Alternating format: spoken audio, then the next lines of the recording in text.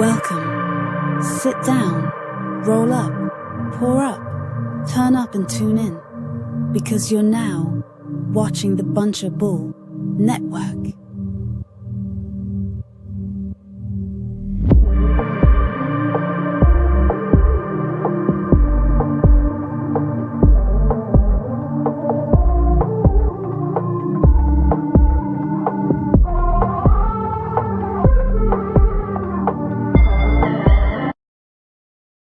Yo, what's good, everybody? Welcome back to another week of The World We Know. I'm your host, Greg Lamont. And make sure you get your blunt ready, your drink ready, sit back, spark up, sip, and get ready, because this is The World We Know. We got some somewhat interesting shit to get into this week. Now, I'd say from at least what's been in my perception, my vision, it hasn't been a very chaotic week or productive, political or loud week, but there has been a couple little things that's happened since last episode. So let's get into it.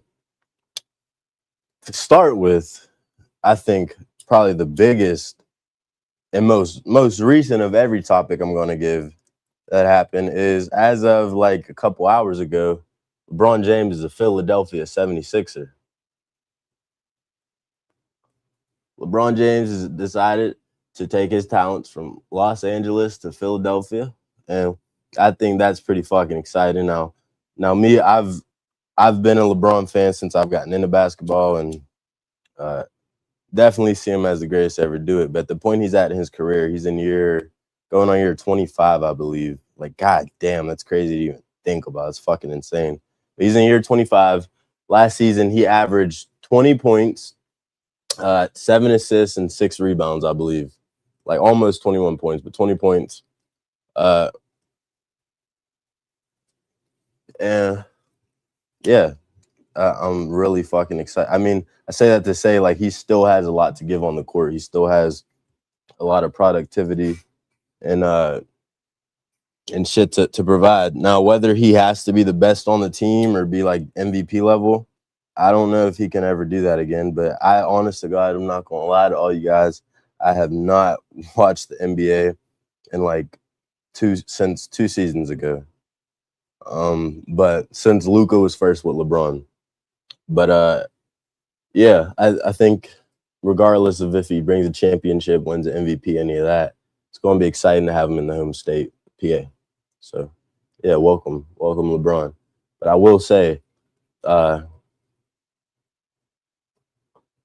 although I don't fuck with this shit LeBron's doing, like with the Drake situation and how he's playing that and like switching sides, like I feel like that's where his career started like feigning, and like it's just been good. Like he lost in the playoffs during that, like right during the beef, and then now he's traded or whatever, or he's a free agent. But yeah, he's still the GOAT in my book. I mean, Michael Jordan and him are interchangeable. Like it could be either or.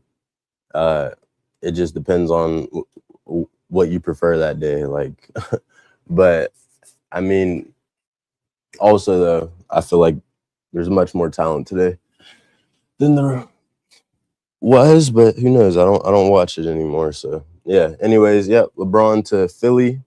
We'll see what's up with that. I'll definitely be reporting on that throughout the season. And hell yeah. Damn.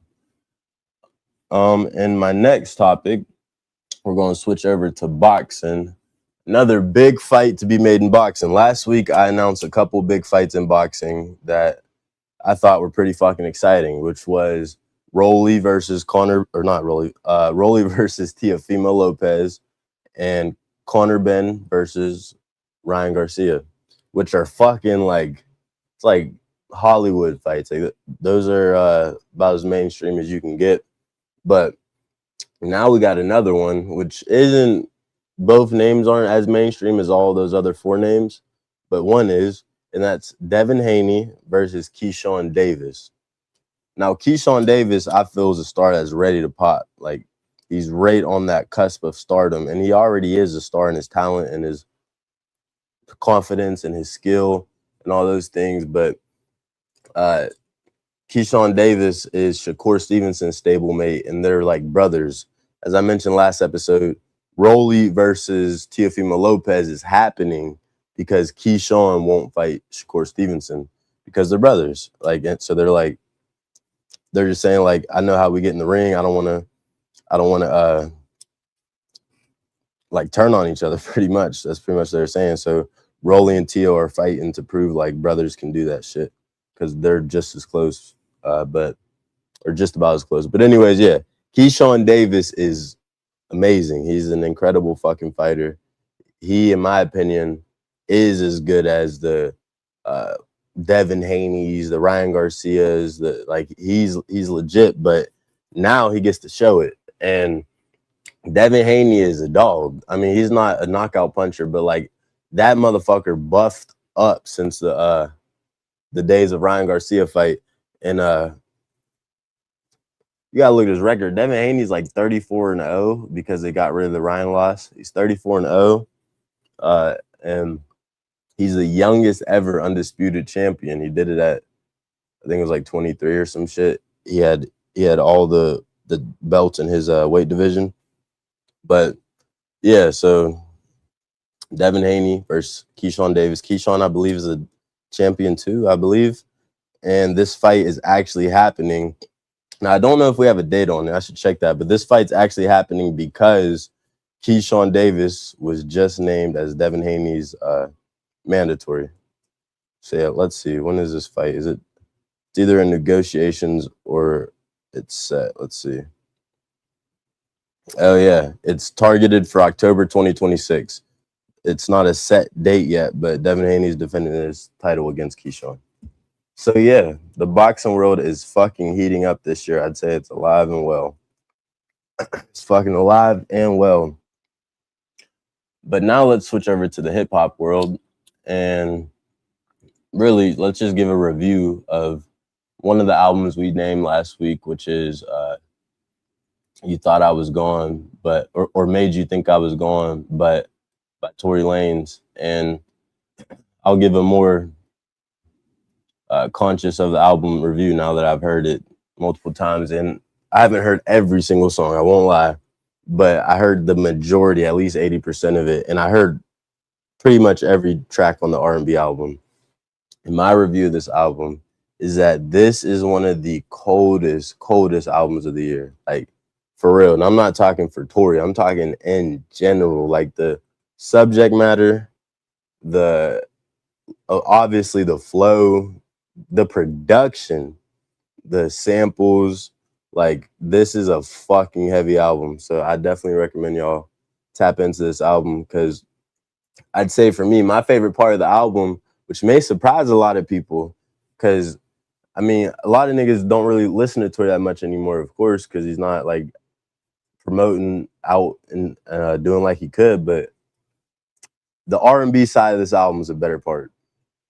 I can't say better. It's my favorite part so far, because I've listened to that part a couple times over. And what I'd say is that if nobody ever tells you that you're playing a gel phone made album, you would never in your fucking life know. It's absolutely incredible, but deeper than like how it sounds is like you're gonna hear, you're gonna of course like bop your head, dance to it. But he's saying real ass shit, especially like the love songs, the breakup songs, the you snake me out, the fucking my bros did this, like all types of fucking shit that he goes in on, where you forget this nigga's in a cell. But obviously he does in this album give you some context on the nigga who tried killing him or whatever. He has a bar in it where he says, they mad at me because I ain't testify, but I ain't even testify against that pussy ass nigga who tried killing me, blah, blah, blah. And then he said, Rock Nation tried killing me. I can't tell you for sure, but something, something, something. So, I mean, there's a lot on this album. I'd say this album, in my opinion, of the albums I've heard so far, 2026, is a top 4 album easily. I'd say it's up there with Iceman for me. It's a bit longer than Iceman, but it's way better R&B cuts than Iceman, which Iceman wasn't meant for that. But not even that. There's 2 sides. It's a hip hop R&B, and on the hip hop side, spazzing. So, you know, I definitely recommend tap into the album. It's fucking fire. Now, the next topic is Blueface arrest hoax. So, I mean, this is just a short and simple topic, but I seen as I was scrolling the other day, I'm sure just about most other people in the hip hop world seen, is that Blueface seemingly, oh my fucking God, got arrested. Thank you. Blueface got arrested, and now he didn't necessarily get arrested. It's not there, brother. But uh damn. It's all right. But appreciate you. But yeah, so Blueface got detained a couple days ago, and it actually wasn't an arrest. He didn't have a warrant. There was not. I mean, I don't know if he has a warrant, but I figure he doesn't, because why the fuck would he be? Yeah, I looked it up, and it says this. It says that it was a swatting call.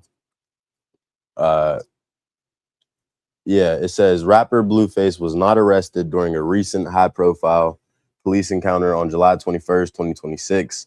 Although he was temporarily detained on camera, authorities confirmed he was the victim of a hoax swatting call. So I don't really know. Okay, so apparently the swatting call said that he killed his girlfriend and tied up his daughter. So a random troll, I guess maybe he was streaming or something, made that fucking call. Why would I try using that? Made that call. So what a fucking world we live in, you know? But I mean, at least there's somewhat due justice for a motherfucker not to be stuck in prison for some shit like that. But I feel like whoever made that call, I don't know if it is a thing, but if it isn't, it should be, where that they're held accountable for some shit like that. Because that's in the day of streaming. If motherfuckers can do that, they're just gonna keep doing that shit. So yeah. Blueface is not arrested. It was just a swatting call. But yeah. And the next topic, the final topic of the hip hop world for the day is, of course, Iceman. Drake's Iceman just achieved another record, as Future took it from number one.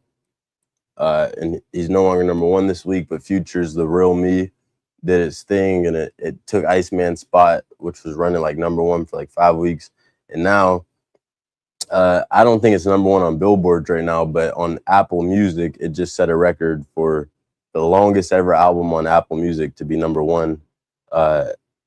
After it came back, I think he broke his own record, Certified Lover Boy, which I don't know how the fuck. Like what? I mean, Certified Lover Boy, that was a big year. Everybody was home 2020, and Ye and Drake was dropping the same week. It was a big year for sure, but he broke his own record. Certified Lover Boy was 45 days, and this song is 46 or 47. Baby, what's up?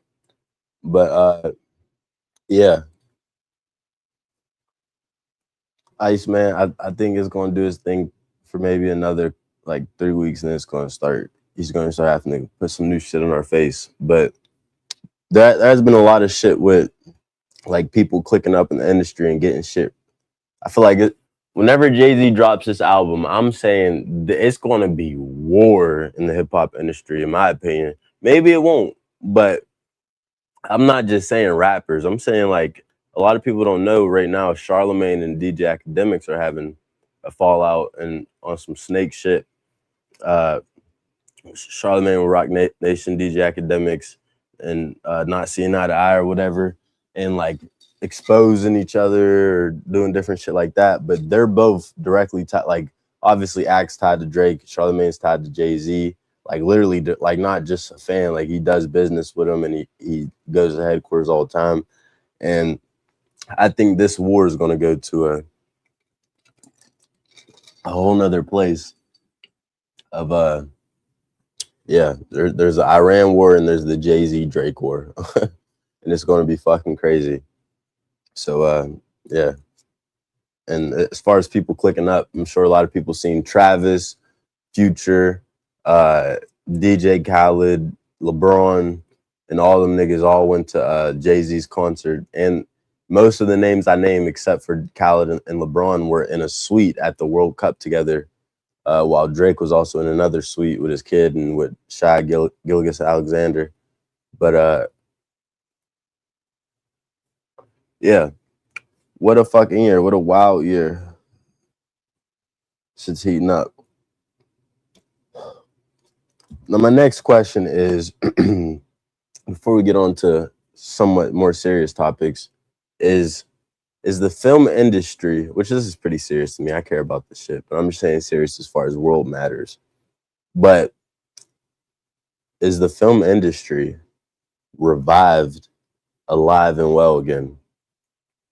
I've talked about the film industry since I've started doing this show, and constantly I've said for a minute now that there's a big gap in it, a big hole, and it's kind of dying. Like it's dying. It's lost its spark, its attraction, and all that. But this year, there's some pretty good fucking movies, and also movies that are in works, and fucking shit's good. Now, here's my double-edged sword answer to this.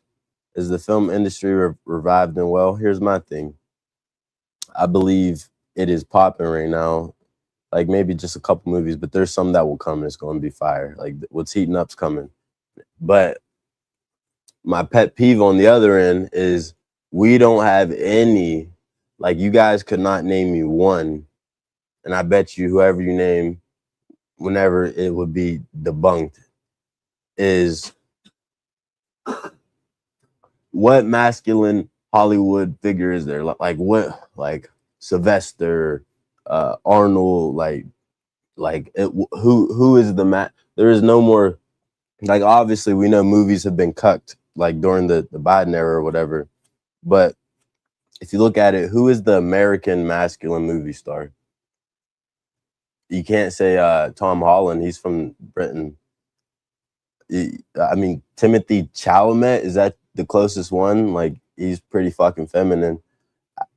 I mean, I think older generation stars, I'm talking younger, right? I'm like obviously there's old ones who are aging out. Like right now, the biggest star in Hollywood is this year is fuck. Why can't I remember his name? I think he did Top Gun or whatever. Fuck. But see, it's crazy. He's the biggest star. I'm forgetting his name, but it's only old heads right now that are that. Like even people like The Rock are being kind of cucked and shit like that. But I'm saying, who is this generation's? Like every generation, you have that new. It needs that. There's a gap in the industry, but the industry is alive because there's some like new Rocky movie, MJ movie, new Spider-Man movies coming out. Even though that's a Britain actor, but I mean, there's a lot of shit heating up. However, I think we need some new figures like there was in the 80s and 90s. Yeah, if that's even possible right now. Now, my next question is,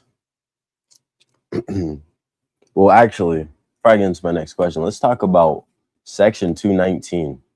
So last week I came on here and I told you guys, I was like celebrating. I'm like, yeah, let's go. Even though Dems did it, I don't really give a fuck because it's two wings to the same bird. That they shot down the Senate, shot down the 219, and they voted against it. I'm like, yeah, we're up, we won. And then now 219 is still going to be voted on and kept in the NDAA, the National Defense Authorization Act of 2026.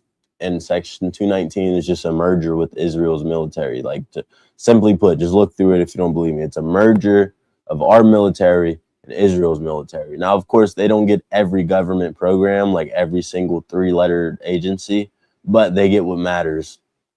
So, and they get even classified shit. So, and they get access to our military budget, which is going to be 1.5 trillion next year. Like, what the fuck? So, yeah, this is now, we're in a pretty fucked state right now because Section 219 is about to be voted on. I think Monday. I believe on Monday they're having a vote on it. If not today, it's either today or Monday. And if it passes, which it likely will, because the National Defense Authorization Act happens just about every year. It's one of those kind of you got to pass it type of things. Just like how they do the government bills every like December. So if they don't pass it, the government funding bill, if it doesn't pass, it will shut down. It's pretty much the same exact thing. So yeah, the NDAA Section 219 is being voted on, and if it passes, we no longer have to send Israel money. Like, we no longer have to send them packages and all that. They are now the only government which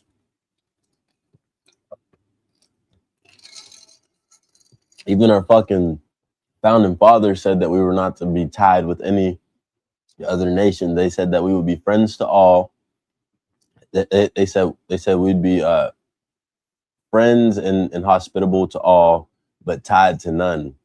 Not in those exact words, but I seen something. I don't know if it was Thomas Jefferson, whoever the fuck it was, but now we're about to be completely fucking symbiotically tied into another military, another government who doesn't even put their soldiers in our war.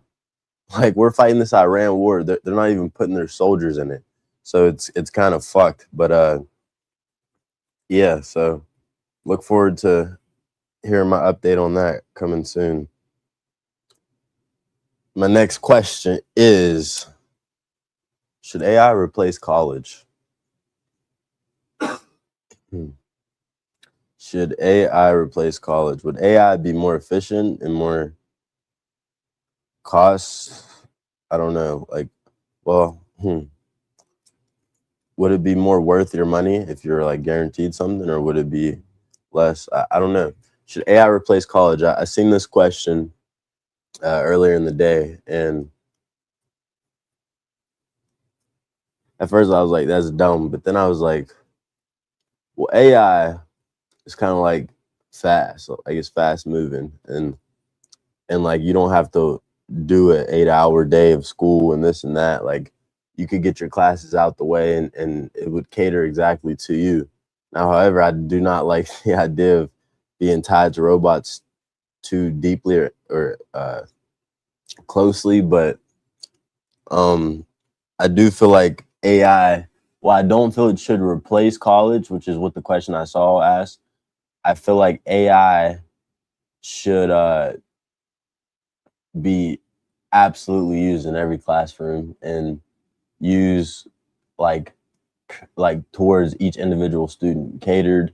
And I think it would make, like, you could turn a 4-year college into a 2-year college, in my opinion, with AI. But yeah, the question is, should AI replace college? I don't believe it should, but I do think that, now here's the thing. I think AI right now as it is fucking incredible. And I don't know if there's a such thing as perfect with it. Like, who knows? But it does have its flaws. It fucks up sometimes. But not only that, I do feel like if AI were to be into schools, we already know how schools are kind of indoctrinating and force different ideas, narratives, and shame others.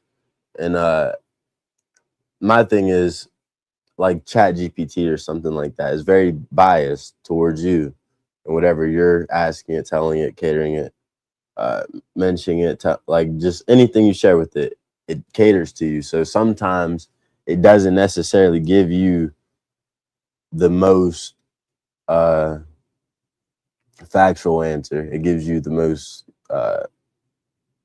acceptable answer, in my opinion.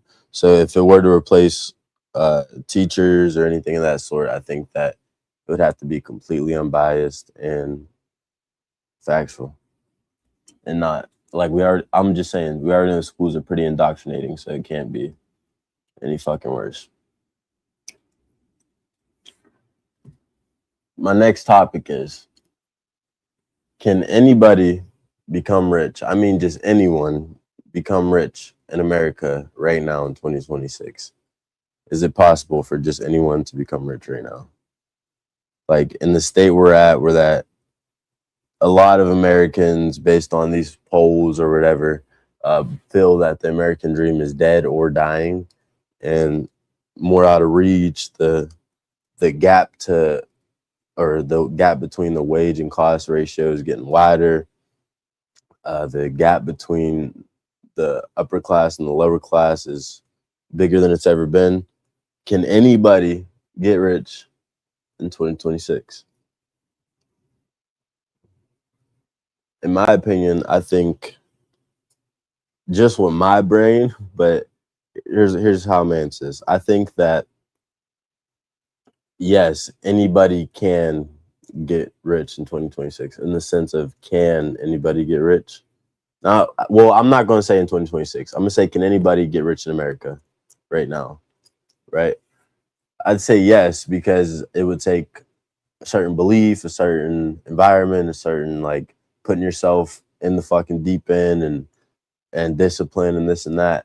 However, as of can it, yes, it can. However, obviously the majority of individuals stay in comfort. They don't want to do that fucking they don't want to put that work in. They don't want to fucking so can anybody and I'm just saying that to say like your mindset is what's going to get you there. Like you can have opportunities right in front of you. You can have millionaires around you. You can have everything around you. But if you see it as everything's against you and nothing will ever work out, that's likely what you're going to manifest. So if you're mentally ready for it, then yeah, I think anybody can. But I don't think it would happen in 2026 if they were to become rich. It won't just like you're not hitting the lottery. So if anybody were to become rich, I'd say in America they can, but I do think we're getting to a state where with the way our spending and not really investing our money in ourselves like we should be, uh yeah, that's a fact, Perp. That's a fucking fact. He said all depends on your drive to be successful. That's exactly what I'm getting to, bro. Like to be rich, to be anything, to be a great hooper, to be a great boxer, to be successful at whatever it is, you have to have discipline. Like, and that means changing your habits, and your mind just has to be there. You can't do it unless your mind's there. But I'd say the state we're in though, realistically, is it's going downhill. Like shit's so fucking expensive, and we're not investing, or like not us, the government's not investing their money into us.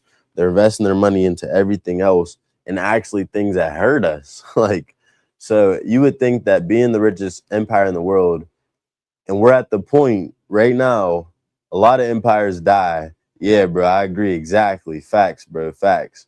A lot of empires die at the point of 250 years. Look that up. That's a fact. Around the 250-year mark is where a lot of empires die. So we're there, and we are like we think we're the superpower we were in the 90s. We're not that far ahead of everybody as we was, but we are the richest country.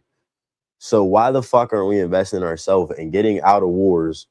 Like you got wounds all over you, your bones are broken, and you're out here still trying to get in war. Nah, you need to go recover for a second and go within yourself. And that's what the country needs to do.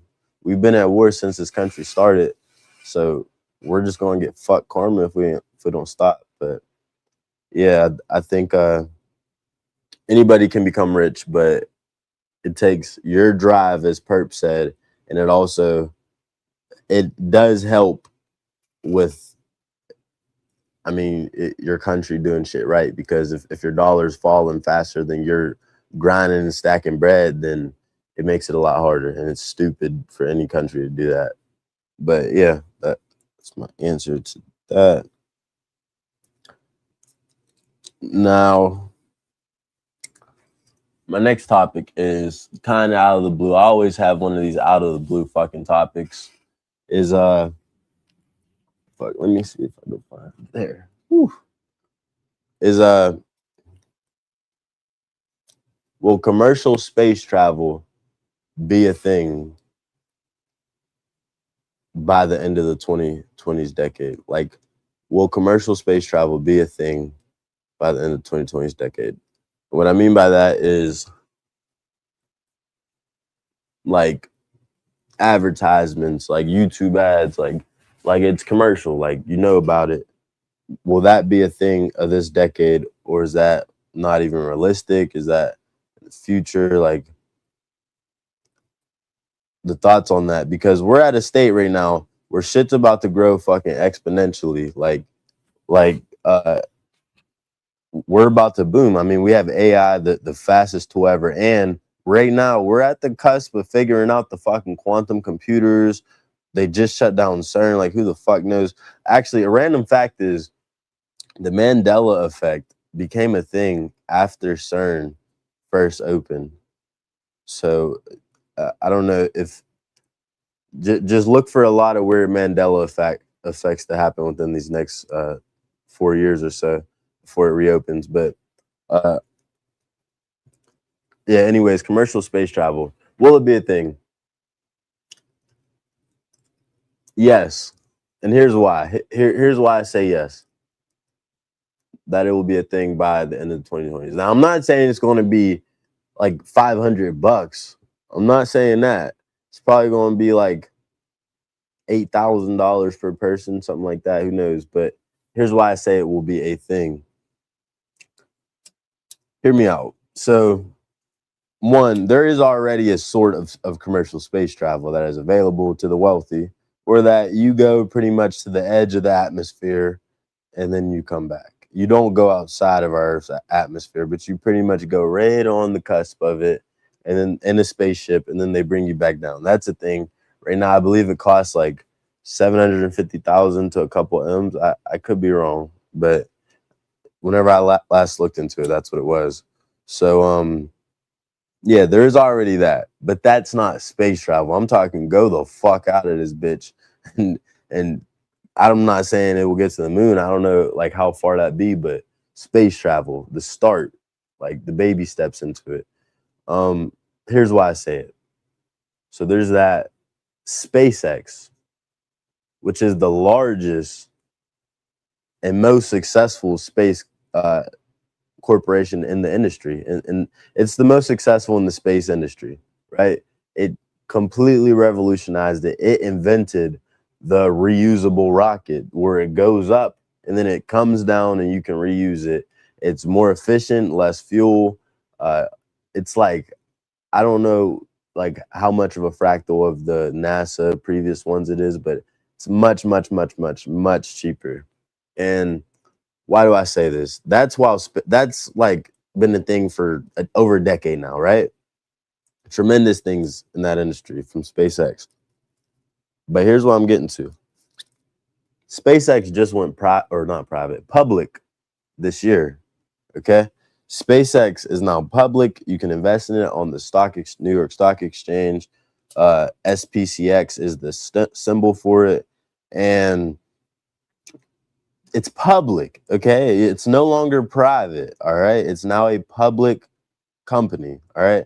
Now, here's the caveats. There are some public companies that like you can more easily access under SpaceX right now. Like X is under SpaceX. XAI, which holds X or whatever, is under SpaceX, which also holds Grok and everything. And then SpaceX, and I believe there's like one or two other small sub companies he has under it. But SpaceX being public is in 2026, I think is a hint of something to come, like a symbol of something to come. And I mean, I remember in my physics, in my random side note, I remember in my physics class in 2020, that my teacher showed us this. I don't even remember why, but he showed us the space video of, it was like a not trailer, but sort of like a documentary of something in the works, which was by the mid to late 2020s that there was going to be, they were going to start trying a project of construction on the moon, like, and and they were also going to do where that you can fly in and out of space, and the goal is to eventually be able to have hotels and things like that on the fucking moon, right? Which is pretty fucking crazy, but this is what he showed us. And yeah, so now things are kind of becoming prophetic where they're playing out. And yeah, I mean, that was before the relandable rocket. That was like that was 2020 and shit. So yeah, I think actually it might have been 2019, but I think yes, commercial space travel will be here. My prediction, I'm gonna make this bold prediction as I made the bold prediction about Donny T, which I don't know. My bold prediction is that space travel will be commercial by 2028 or late 2028, early 2029. It will then be in the age of space travel for all of like modern mankind or whatever. That's my prediction. But yeah. Now my last question, or not question, same question. My last topic for the day is, before I get into it, make sure y'all tap in every single week, Friday at 4 p.m. for The World We Know, Friday at 6 p.m. for Stash Spots, and every single Saturday at 8 p.m. for Marley's State of Mind. Be there, Bunchable Studios. You can catch us on YouTube, Twitch, Kick, and Facebook. Be there every single week. Make sure you got your blunts ready, your drink ready, and hell yeah. But yeah, my last thing to talk about, which is the obvious common topic every week now, which is why I put it last, is the Iran war is heating the fuck back up. It's heating the fuck up, and shit's getting real. Now I learned a couple facts, and I'm gonna come on here next week with a more in-depth review, and I'll put the topic earlier. But shit's getting real with this war, because it's heating back up. Iran has struck multiple U.S. bases, as we've seen recently that the two people died at the Jordan base. Two U.S. Troops died at a military facility that Iran struck, and they're pretty much taking out all of our defense mechanisms. And like Iran, y'all got to understand, bro. Persia invented algebra. They invented chess. They invented fucking I think chemistry, like the early ages of chemistry. Like these motherfuckers are brilliant. They've been sanctioned to fucking hell for like 50 years. If you look up well, I'm not gonna lie, I heard this on Fox this morning. It could be wrong, but but I don't watch Fox, but I seen a clip from it. One fucking US dollar, you need 1.9 million. I don't know if it's called rupees or just that IRGC currency, right? 1.9 million of those is $1 US. Like these motherfuckers have been through it for decades. They're built for it. They're ready. But here's the scary part. They do everything in-house, the majority of everything in-house. They have like the greatest geography setup for fucking war. Like you can't really invade these motherfuckers. But also, like, I mean, obviously the Straits and all this other shit. But they make their own drones and rockets. And it's reported that they have more drones and rockets right now than the day before the war started, because they had over 100 days since the ceasefire to replenish, even though we still attacked each other. But it wasn't like a war like it was. But now this war is back in effect. We're striking them. I forget the area that we just strike, but we did strike Iran recently. And yeah, there's reports, which I'll come on here next week with more in depth, because this could be a great topic next week. But there's reports that we were saying 98% of the missiles are being intercepted, only 2% are getting through, and it's actually being reported that closer to like 3% of the fucking missiles and shit that Iran shooting, because they took out almost all of our THAAD radar systems, and they're taking out our bases. Like it's being reported. And like you got to understand, for a interceptor to hit, our radars are being fucked up, and for an interceptor to do anything, it has to hit the tip. It has to hit the warhead. No, it has hit the warhead of it. If it hits the side, it doesn't do shit, but just make the missile keep going. Like, and it will rarely. It's almost impossible for it to hit the side of it, but because of how fast they're going and just the whole aerodynamics of the thing. But yeah, shit's about to get fucking crazy. I think we need to get the fuck up out of there. Because why, bro? Like we need us to, bro. Like Trump's completely doing the opposite of what he said. He needs impeached, on God. Like he's tweaking right now because like we this nigga said no new wars and making us rich and wealthiest country and all this shit. And he was on track. I was hyping him up. But now, oh my God, shit's about to get spooky. It could be some world war. I mean, I don't think we'll get there unless it gets really bad because China and Russia just agreed to unite to defend, like signed with Iran to defend Iran against U.S. and Israel hostilities. But yeah, I mean, they already have been. They've been supplying Iran radars and different data, but shit's spooky right now. Shit is definitely spooky. And I think this part of the war, the gloves, if we were wearing gloves in the first round, gloves are off this round. It's about to be BKMC in this motherfucker. It's about to be crazy. And it's not good for our pockets or our gas.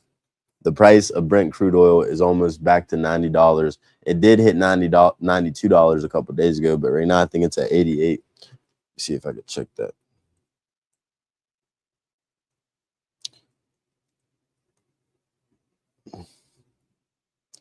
It is, yeah, it's $90 right now. It's $90.50. It climbed back up. It was back almost down to where it was before the war of like $70, and now we're back at 90. So get ready for some shit. I'll tell you that. I will tell you that. But yeah, y'all, I'll update y'all more next week on this, on music, on film, and everything else to come. I appreciate y'all tapping into another week of The World We Know. I'm your host, Greg Lamont, and peace.